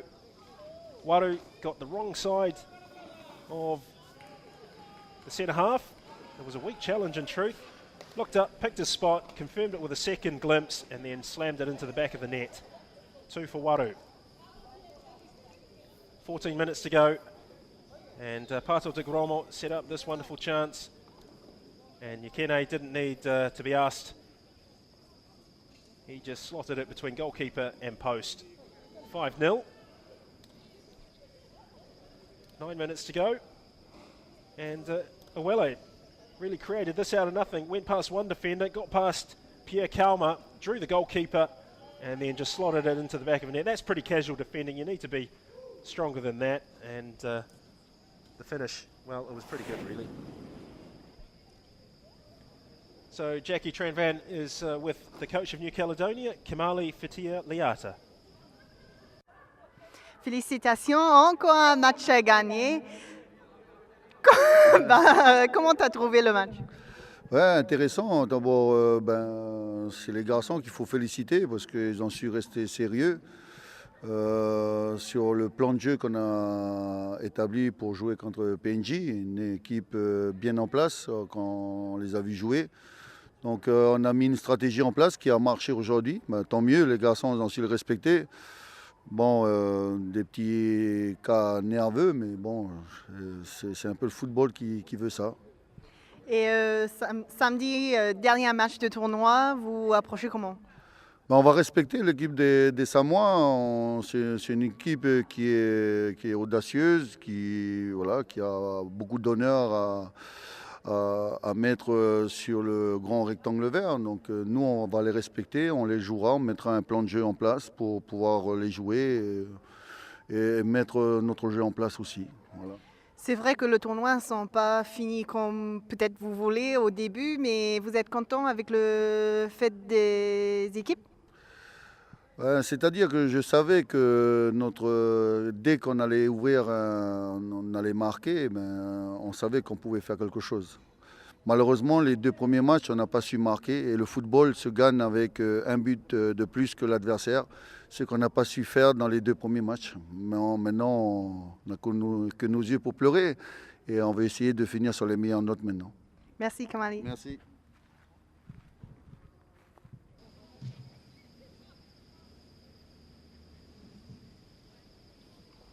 So I think a morale-boosting victory is always welcome by any coach. By contrast, losing 5-1 is not always the greatest experience, of course. And Winton Rufer of Papua New Guinea is with Jackie Tranvan, and he'll explain why.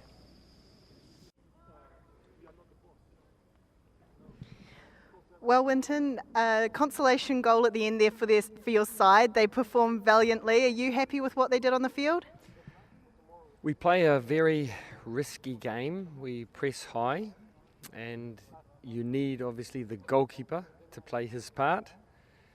So unfortunately our goalkeeper is not such an experienced player, and it was as well individual error for the second goal. So we went in at half-time 2-0 down.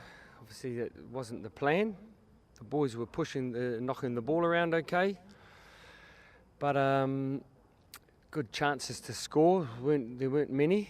We made then 2 changes, so the 2 strikers who are the better strikers in our team, who are both suffering with cramps and sort of fitness. One of them, he joined the squad only now in Fiji. He wasn't with us in training in New Zealand, so he's lacking fitness, and it's been a bit of a struggle for him, so we brought them both anyway in the second half, and hoping to get a few goals back. Didn't work, and again the goalie needed to play his part. It's a bit overwhelming for him, so at least the final goal for us, better losing 5-1 than 5-0, I guess. And one last match in this competition for your side. Do you think you can go out there and get a win? It'll be very tough, because you could see tonight the boys are struggling with the fitness now. They're mentally, they're drained. It's the first time they've probably been away from their homes for almost a month. So I think they need their families, their mums and dads. It's been a bit overwhelming really for them, and we've asked a lot of them.